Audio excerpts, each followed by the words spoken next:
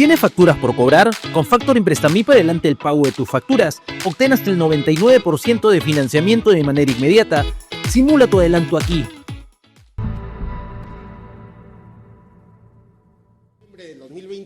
Buenas noches y bienvenidos a Las Cosas Como Son. En este momento está teniendo lugar una audiencia judicial importante del juicio oral que se sigue al expresidente Martín Vizcarra. El fiscal Juárez Atoche está solicitando al juez de la causa que imponga una prisión preventiva de 6 meses al expresidente Martín Vizcarra. Para entender los argumentos del fiscal, por una parte, y el procedimiento que va a tener lugar después de la sesión de hoy, hemos invitado a un experimentado abogado penalista, como es el doctor Julio Rodríguez. Doctor Rodríguez, muy buenas noches, bienvenido a Las Cosas Como Son. Un placer, don Fernando, estar con usted. Explíquenos, por favor, en qué fase se halla el juicio a Martín Vizcarra y por qué el fiscal Juárez Atoche está solicitando ahora que el señor Vizcarra continúe este juicio, no como estaba hasta ahora, bajo restricciones, sino directamente preso preventivamente. A ver, el juicio se encuentra ya avanzado, han concluido hasta donde se ha conocido públicamente toda la etapa concerniente a testimoniales. Y los testimonios que se han dado, que también han sido conocidos, son contundentes respecto a lo que el fiscal el día de hoy está señalando, ¿no? Que hay graves y fundados elementos que pues colocan a Vizcarra como presunto autor de los delitos imputados, ambos dos delitos de cohecho. ¿Por qué lo pide el día de hoy? Lo pide el día de hoy, creo yo, por varias circunstancias. La más importante, y ya la mencionó en audiencia el fiscal, es que ya ha tenido un caso similar, donde una persona que se ha comportado supuestamente desde la perspectiva procesal adecuadamente, ha ido a todas las audiencias y no fue exactamente solo la última. Y en la última acabó pues el fiscal sorprendido con un asilo que impidió que se ejecute la decisión que emitió el tribunal. Lo que está el fiscal haciendo el día de hoy es evitar que le suceda lo mismo, tomando en consideración, según lo que ha presentado, una serie de informes de la policía respecto al peligro que representaría Vizcarra en virtud a que siga siendo proselitismo político a nivel nacional y está en contacto con diversas zonas fronterizas en donde no hay mayor control.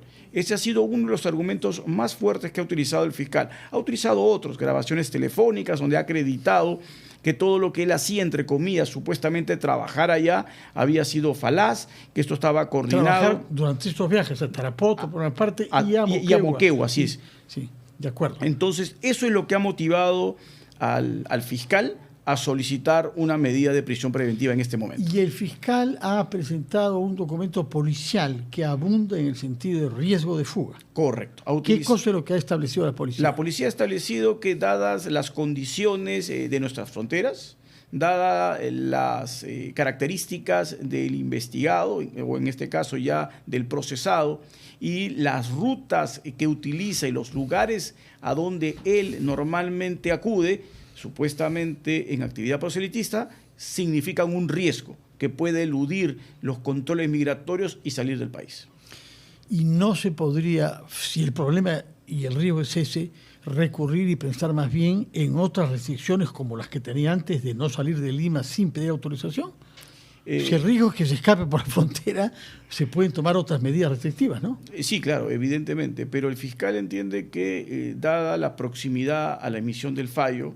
¿Cuándo calcula usted que pueda pronunciarse el fallo? Yo creo que de acuerdo a lo que el fiscal ha dicho en audiencia el día de hoy y a las pruebas que ya se han venido actuando, no deberíamos estar ante un fallo que vaya a pasar septiembre, octubre de este año. Septiembre, octubre. Es un fallo de 15 años lo que el fiscal solicita. Así es, de 15 años por 2 delitos de cohecho vinculados a Lomas de Hilo y al hospital de Moquegua. Ahora, a mí lo que me sorprende, y yo quisiera que me explique, es que en varias oportunidades colegas suyos y usted mismo se quejan de una actitud carcelera que hay de parte de la justicia peruana y una facilidad para poner prisiones preventivas.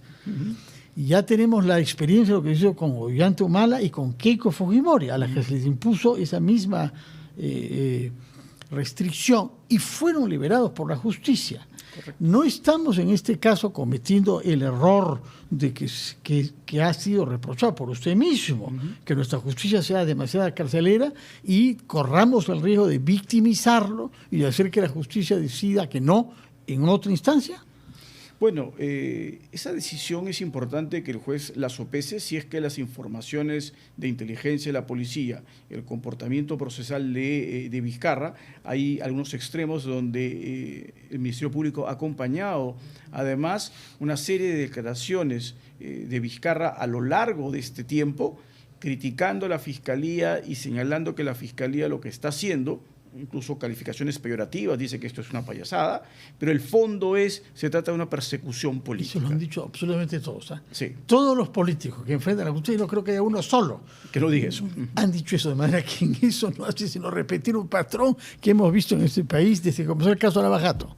Pero a diferencia de lo que sucede en otros políticos, el fiscal además ha establecido vinculación con el actual presidente de Bolivia, y del riesgo de que pueda, a partir de la relación que hay por ahí, pues que pueda solicitar un asilo. Eso es lo más contundente que tiene el fiscal a efectos de poder solicitar la medida. Ojo, los dos primeros requisitos de largo se cumplen. Uno, que la pena es de 15 años lo que se pide, de manera que... Y los elementos de convicción suficientes que lo colocan como presunto autor sobran. Y el otro es la falta de arraigo, ¿no? Ahí viene la discusión. Sí. El trabajo, ¿no? Porque el fiscal el día de hoy, por eso ha presentado esas grabaciones, ¿no? Haciendo ver que ese supuesto trabajo no lo es, que en esencia la empresa para la cual supuestamente prestaba servicios, de la cual su hermano es gerente general y él además es accionista, dice pues que según las grabaciones telefónicas no hacía mayor labor. Y eso es lo que el fiscal está utilizando como elemento para decir que ese arraigo no existe. Adicionalmente ha dicho que en este periodo de tiempo, desde que vencieron las medidas coercitivas que él tenía, porque ya no tiene medida coercitiva el día de hoy. La medida ¿Pero por qué? ¿Cómo se explica eso? Porque venció. Si había el riesgo de fuga, ¿no se podían mantener medidas coercitivas? Es que vencen, tienen un periodo máximo. Y no se puede prolongar. No se puede prolongar cuando ya han sido prolongadas. Recuerde usted que el gran problema de los es fiscales la lentitud de los procesos. La lentitud de los procesos. Sí, lo vemos todos los días y lo lamentamos todos los días. Salvo en algunos casos que de pronto se acelera la justicia, ¿no? Sí, claro. Sí, hemos visto cuando están involucradas las fiscales supremas. Hemos visto. Ahora, ¿no teme usted que haya el riesgo de que se tome una medida de prisión preventiva y que en consecuencia Vizcarra se constituya en el cuarto presidente a estar en la DIROES y que luego eso sea revisado y que Vizcarra salga victimizado? A ver, el juez a cargo del caso, ¿no? El doctor Alcócer es uno de los magistrados más garantistas, más sosegados, más prudentes del sistema de justicia nacional. No es una virtud para todos. Hay quienes hablan de garantista como un defecto grave. Bueno, no sé usted. Bueno, es que yo entiendo que esos son los que tienen un sesgo político y no están analizando cuál es la esencia del derecho penal. Pero también una actitud carcelera, ¿no? Es que una actitud carcelera no es garantista y no es propia del Estado de Derecho. Lo contrario. Por eso yo entiendo que este juez va a ser muy sosegado, muy analista, muy prudente en su decisión y va a tomar en cuenta todos los elementos porque, ojo, para establecer el peligro de fuga, la Corte Suprema ha dicho, uno de los criterios, no es el único obviamente, es la gravedad de la pena. Estando ya en juicio, es la proximidad material a una pena de 15 años que evidentemente no puede ser de otra manera, tendría que ser ejecutada en un establecimiento penitenciario. Entonces, todos esos componentes tienen que ser valorados por el juez a efectos de decidir si le da o no le da la prisión preventiva. Y ese establecimiento penitenciario no puede ser otro que DIROES. Que la DIROES. Sí. ¿Sabemos si hay habilitación de espacio ahí para un cuarto expresidente? Porque en este momento está Castillo, Toledo y Ollantumala. Sí, según se había dicho, sí había espacio hasta para 5 personas. Entonces, en buena cuenta, no habría mayor problema, según lo que se había dicho en su oportunidad, respecto a la posibilidad de alojar a un inquilino más, entre comillas, de DIROES. De acuerdo. Ahora, usted ha hablado de documentos policiales que han sido adjuntados al alegato del fiscal. Correcto. ¿Ha tenido conocimiento de ellos? ¿Ha escuchado lo que el fiscal...? He escuchado la oralización que el fiscal ha hecho de los mismos. No he tenido la oportunidad de verlos. De acuerdo. Pero sí he escuchado lo que el fiscal decía respecto de ellos, ¿no? Análisis de seguimiento, las famosas óbices, ¿no? Observación, vigilancia y seguimiento, que se le habría hecho a Vizcarra, y en virtud a esas informaciones es que el fiscal entiende que hay un riesgo latente de que se fugue. Sobre todo por el comportamiento y la presencia del expresidente Vizcarra en un terminal terrestre de Moquegua, ¿no? No solo- O lo de Tarapoto pesa tanto como eso, porque lo de Moquegua ha sido documentado con fotos. Así es. Y la tesis es que no hay policías que lo estén rodeando y que, dado el caso, impedirían que él Sí. se fugue. Sí. Que tienen ese mandato. La seguridad que se le ha asignado Es no solamente es para sí, protegerlo, así sino es. es para evitar que se fugue. Así Ese es el mandato. Evidentemente para hacer vigilancia y seguimiento. De acuerdo. Además de estas imágenes que estamos pasando en este momento en la televisión, donde se ve al señor Vizcarra caminando sin que se vean policías. No sabemos si se puede confirmar que no hayan habido, porque uno no, en general son especialistas en ser discretos. No, para mí no es una prueba de que no hayan habido, porque si hay 10 policías asignados a su protección y seguridad, pues me imagino que cumplirán el tarea, si no están ante una falta de ellos, ¿no? Si no estuviesen ahí los policías. Sí, claro, sería un claro ejemplo de omisión de funciones, ¿no? De acuerdo. ¿Cuál es el riesgo en Tarapoto? Huir por la frontera norte. Sí, claro. Recuerde usted que nuestras fronteras más débiles son las fronteras amazónicas. Es muy fácil salir por ahí. Y eso es lo que entiende la policía, que es un riesgo latente, por eso le dice a la Fiscalía, se trata de fronteras muy débiles. El control fronterizo es en algunos casos inexistente. Hemos visto en la costa el caso de César Nostroza, ¿no? Bueno, salió... Que salió tranquilo, detuvo, creo que sobornando a la persona de la aduana, ¿no? A la persona que debía controlar sus documentos. Salió por migraciones, ¿no? ¿Ah? Salió por migraciones, efectivamente. Bueno, si fuera el caso, el hecho de que esté en la prisión permite acelerar, porque hubo el reclamo de que hayan más audiencias por semana y el juez rechazó. Sí, el ¿Por juez- qué? No, porque tienen una agenda muy cargada. O sea, los magistrados del sistema de justicia nacional tienen audiencias programadas con antelación. Por eso es que incluso cuando se quiso acelerar el famoso juicio de Susana Villarán, que es otro juicio que también tiene... Se demora, ¿no? Se demora mucho, que es parecido al de Vizcarra, funcionario público que recibió dinero en función con todos los elementos acreditados, testigos, colaboradores, todo rodea el caso con características similares, ¿no? La Fiscalía pidió adelantar el enjuiciamiento y la respuesta del sistema de justicia fue no se puede. No se puede porque tenemos ya audiencias programadas, tenemos casos pendientes que ya están en giro y por lo tanto ya se había asignado esa fecha porque en esa fecha ya había espacio. Yo se lo he comentado alguna vez, el gran problema del sistema de justicia peruano, que no ha variado como ha variado en otros países, que es una suerte de crisis como denominador común, es la sobrecarga del sistema. ¿Hay mecanismos para evitar la sobrecarga? Sí, pero nosotros... Contratar más, Así tener de- un presupuesto para comenzar, mayor. O sea, lo no, más me sencillo. parece que es muy... Ahora, usted dice que en otros países se ha logrado hacer reformas judiciales para evitar estas demoras, Sí. esta sobrecarga. Por favor, aunque vemos casos emblemáticos en Argentina, como el de Cristina Kirchner, que demoró también mucho, ¿no? Sí, pero yo no estoy refiriendo a Argentina, ¿no? Sí. Yo me refiero básicamente, por ejemplo, al caso chileno, que gastaron muchísimo dinero, sus casos van a una velocidad muy distinta a la nuestra. ¿Gastaron dinero en qué? En contratar a más gente. En contratar, en implementar, en recursos globales. No solo, imagínese usted, voy a contratar, porque la regla el día de hoy es que tenemos un fiscal y deberíamos tener 5. Si yo contrato 5 veces la cantidad de fiscales, ¿dónde los coloco? La No se prueba trata- es que hay fiscales provisionales, transitorios, pero precarios. pero ¿dónde ¿no? los coloco? Sí. No tengo dónde colocarlos. Tengo que habilitar las plazas. Sí, tengo que hacer una modificación integral. Tienen que habilitarse más plazas. Tengo una cantidad de jueces de 3-1. Por cada juez que tengo el día de hoy, necesito 3 más. Mire usted, tenemos... ¿Y desde cuándo data esta penuria de personal en el sistema judicial? Debe tener más de 20 años, don Fernando, por lo menos. ¿Se cuenta usted que el número de miembros de la Corte Suprema sigue siendo el mismo? 20. Sí, así es. No, es que no puede ser. O sea, esto se ha multiplicado ¿Desde cuándo son 20? desde que se instaló la Ley Orgánica del Poder Judicial. Le estoy hablando década del 80. Imagínese usted, esto ya debería estar por lo menos en el doble.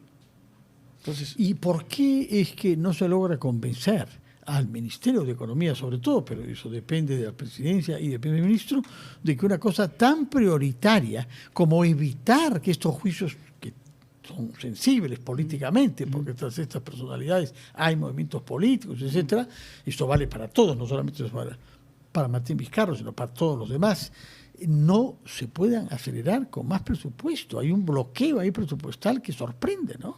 Bueno, es que dése en cuenta usted que la dinámica debería ir paulatinamente dándole al Poder Judicial la administración de los recursos que genera. Ni siquiera puede administrar sus propios recursos. Los tienen que entregar a la Caja Central del Estado. Así es, correcto. Y ahí vienen los problemas, porque si yo le doy ¿Y los independencia... recursos que genera vía Procuraduría? ¿Reparaciones civiles? ¿O qué? ¿O vía qué? Tasas. Por ejemplo, las tasas judiciales son enormes. ¿Y cuánto? Y hablan de millones. Dese cuenta usted que, por ejemplo, una tasa para cualquier proceso, el más barato, la tasa más baja acaba siendo 33 soles. Y tenemos tasas que llegan a los 900 soles. Entonces, si usted suma la cantidad de procesos y lo que se paga, por ejemplo, en tasas, eso va directamente a la caja del Estado, no va a la del Poder Judicial. A eso le agregan lo otro, reparaciones a favor del sistema de justicia. Todo eso de ninguna manera pasa por una administración directa. Yo creo que debería generarse ese espacio. La dependencia económica es el lastre más, pero más pesado que cae el sistema de justicia, porque eso le quita, obviamente, la posibilidad de ser un poder real frente a los demás. Me refiero frente al Ejecutivo y al Legislativo. Si tuviese independencia económica, creo yo que la balanza estaría perfectamente más equilibrada. Se ha subido mucho los salarios a los jueces, ¿no? Sí, claro. Eso sí. Sí, obvio. Sí. Y ya no se puede decir que el problema de la selección de magistrados es por un tema económico. Sí. Los miembros de la Corte Suprema, por ejemplo, para que usted tenga idea, representan una élite en ingresos en el Perú.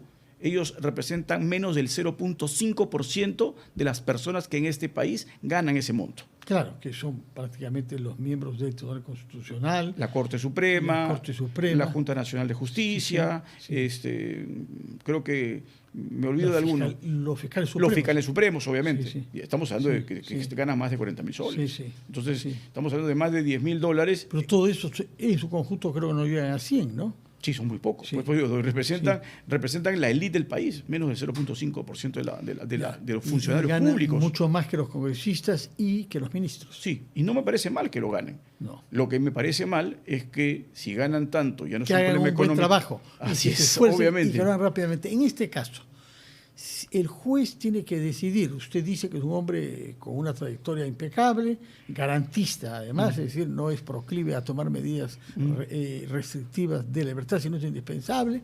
Eso quiere decir asegurar garantías. ¿Bajo qué condiciones toma su decisión? ¿Qué plazo tiene? Porque ¿tiene que pronunciarse oralmente o él tiene que redactar un documento escrito? Oralmente. Código Procesal Penal tendría que procesarse oralmente y ya lo hace. Oralmente, pero sin un documento escrito previamente, porque nada. esto supondría que no puede hacerlo hoy. ¿Y por qué no? Si es por escrito no puede. No, claro, evidentemente. Lo que suele hacer este magistrado, porque he tenido la oportunidad de tener audiencias con él, es bastante expeditivo. Él está en la audiencia tomando nota, su asistente está tomando nota y hace la pausa correspondiente y toma decisión. Recuerde usted que le ha dado 40 minutos a la Fiscalía, 40 minutos a la defensa, réplica de 15-15, significa que esta audiencia más o menos debería estar terminando en unas 2 horas. Todavía 2 horas. ¿Más? ¿Comenzó a qué horas? Comenzó tarde, comenzó más de las 5:30. Ya, o sea que en total usted calcula que va a demorar más de 4 horas. No, 2 horas en total.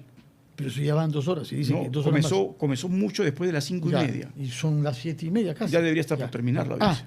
Ya debería estar por terminar. Y él se va a tomar el tiempo para tomar decisión. Lo más probable, y eso debería ser lo razonable, es que dada la hora en la que nos encontramos, debería suspender la audiencia para mañana a primera hora y emitir su decisión, ¿no?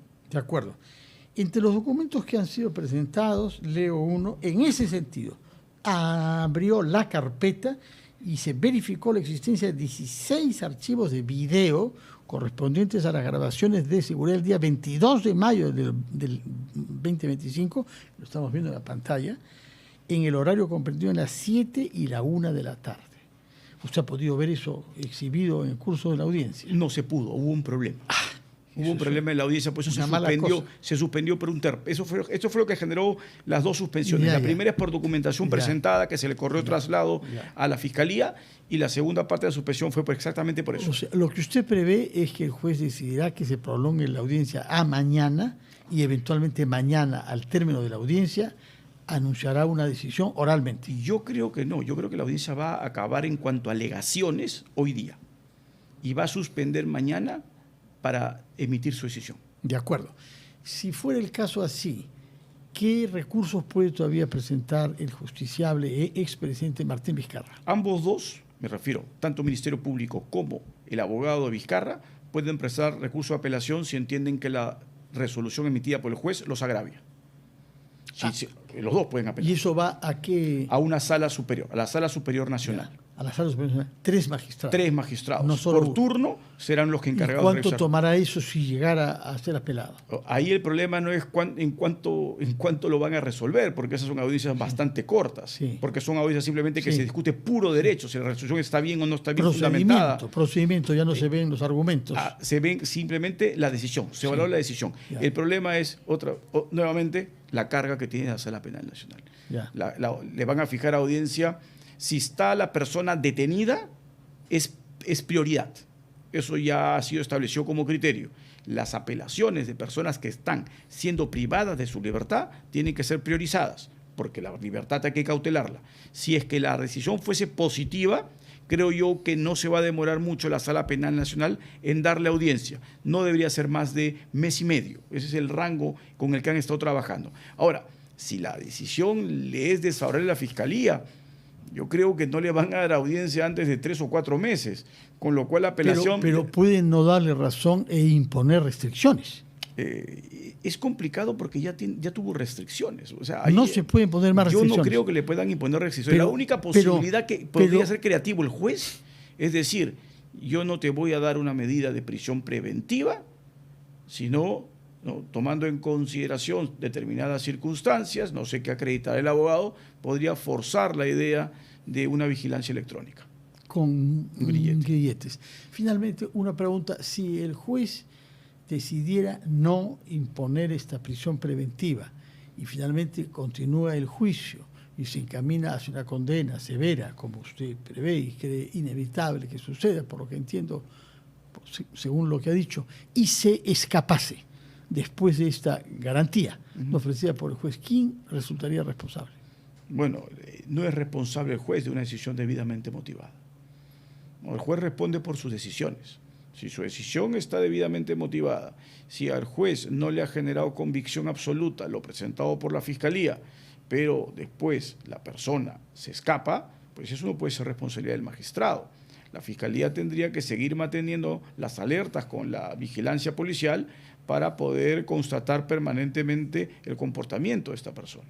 No puede responder. Es como que en el caso de Nadine Heredia no pueden responder los miembros del tribunal que Nadine Heredia no haya acudido a su última citación y haya solicitado un asilo. Pero en este caso, como expresidente, está rodeado hasta por 10 agentes de la Policía Nacional. Ellos sí serían responsables. Ellos sí serían si se escapara, porque ellos no, por supuesto que no les compete decidir si debe imponerse tal o cual medida judicial, pero sí garantizar que no salgan del territorio. E informar de cualquier actitud sospechosa al Ministerio Público, porque esa es la orden.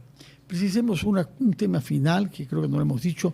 Los casos que se están viendo son 2 casos concretos en donde se le atribuye haber recibido dinero de empresas que obtuvieron licitaciones cuando él era gobernador regional de Moquegua. Uno para un tema de irrigación y el otro para un tema de un hospital regional. El proyecto de Lomas de Hilo y el hospital de Moquegua. 1 millón en uno, 1.300.000 en otro. La coima es por 2.300.000 soles. Sumada a los dos. Así es. Muy bien. Y las penas en uno, la Fiscalía ha pedido 9, en el otro caso ha pedido 6. Como estamos ante lo que en derecho penal se llama un concurso de delitos, es decir, que 2 hechos delictivos que confluyen, las penas pueden ser sumadas, razón por la cual es 15 años. Doctor Rodríguez, muchísimas gracias por su presencia acá. Que tenga usted muy buena